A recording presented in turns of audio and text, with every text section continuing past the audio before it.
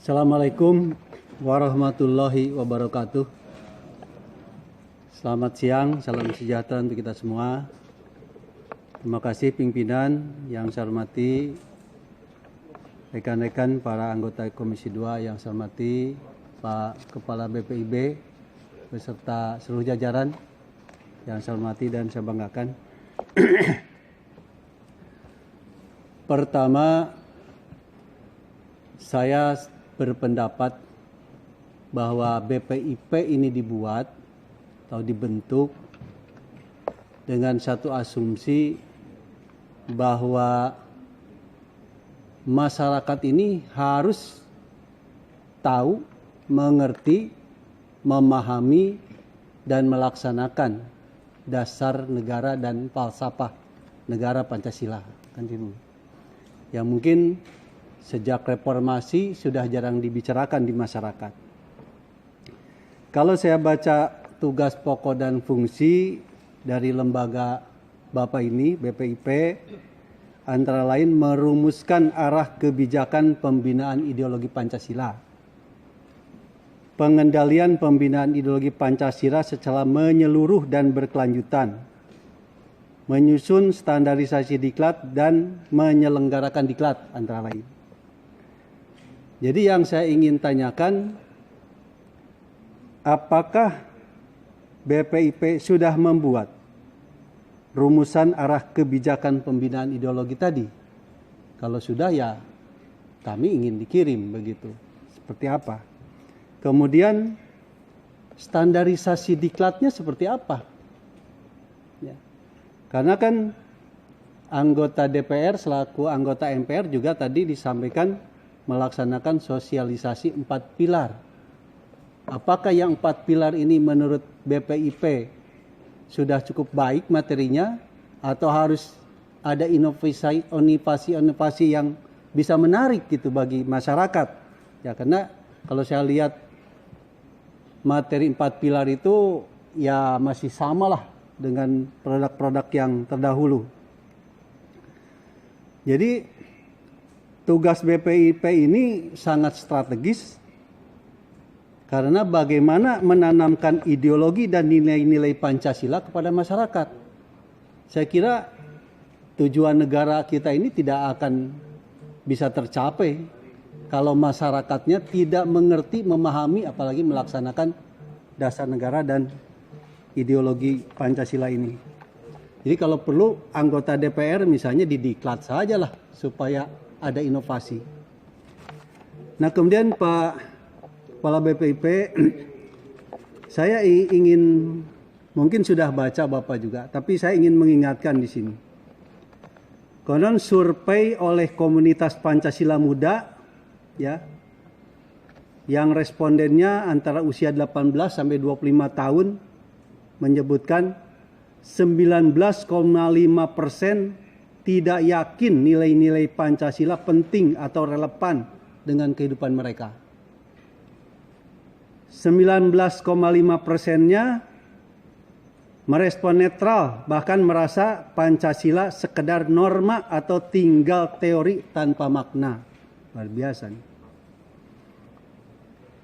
Ada juga yang menyebutkan bahwa Pancasila itu hanya sebagai indoktrinasi masa lalu. Ini dari BPJS. Kemudian dari survei LSI Deni JA dilakukan 28 Juni sampai 5 Juli 2018 di 34 provinsi. Ya. Dalam 13 tahun, publik yang pro Pancasila menurun 10%. Jadi tahun 2005 yang pro masih 85,2%. Tahun 2018 menjadi 75,3%. Warga Muslim 2005 yang pro 85,6%. 2018 turun jadi 74%. Masyarakat berpenghasilan rendah tahun 2005 pro 91,8%. Tahun 2018 menjadi 69,1%. Lulusan SD dari 86,5% turun menjadi 76,3%. SLTP dari 84,5 turun jadi 76,5%. SLTA 83,3% turun menjadi 74%.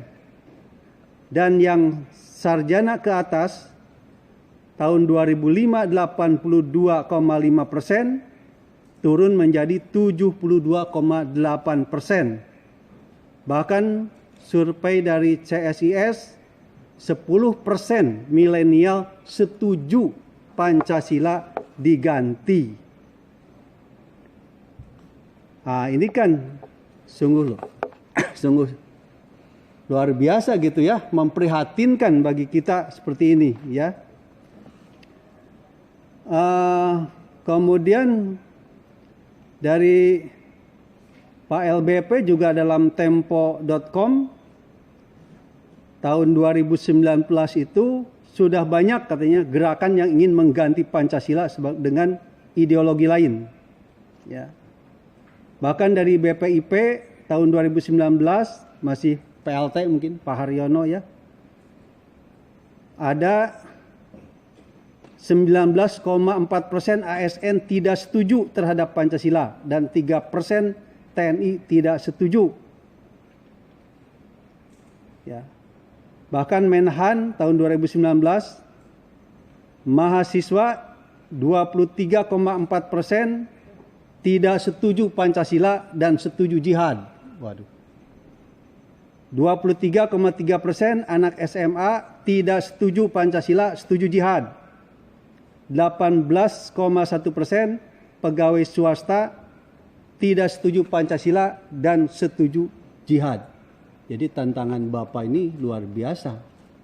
Makanya ya saya ingin informasi tadi apa yang sudah dibuat oleh BPIP untuk bisa mengembalikan kepercayaan masyarakat terhadap Pancasila ini. Ya, karena Pancasila ini kita yakini dulu ini digali dari bumi Indonesia sendiri. Ya saya kira kalau masalah laporan keuangan tadi nggak masalah. Karena Pancasila ini perekat bangsa, pemersatu bangsa, ya harus terus dilestarikan, harus ada dana yang cukup besar untuk itu. Kalau masyarakatnya sudah tidak bersatu, terjadi perpecahan, ingin ganti ideologi, saya kira akan lebih besar lagi dana yang diperlukan. Jadi ini betul-betul harus mendapat perhatian begitu Pak. Kemudian di tahun 2021 di rencana strategis Bapak menyatakan ingin mengusulkan masuknya kembali materi Pancasila ke dalam kurikulum Dignas. Saya sangat setuju Pak. Saya setuju.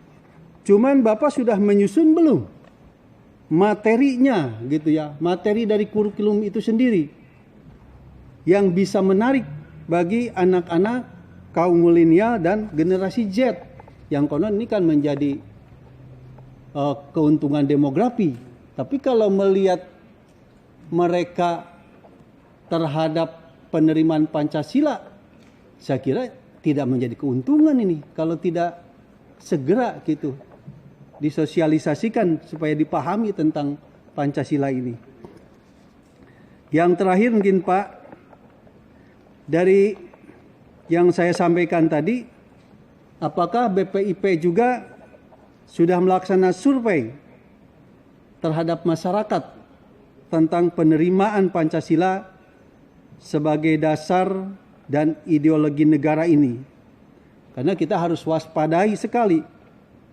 Kalau Pancasila sebagai dasar negara dan falsafah negara sampai tidak diperbincangkan, apalagi sudah tidak dikehendaki lagi oleh masyarakat, artinya kesalahan ada di kita semua. Karena kita tidak memberikan pemahaman terhadap masyarakat. Jadi ada enggak survei? Saya kira itu Pak Ketua. Terima kasih atas perhatiannya. Mohon maaf kalau ada hal-hal yang kurang berkenan.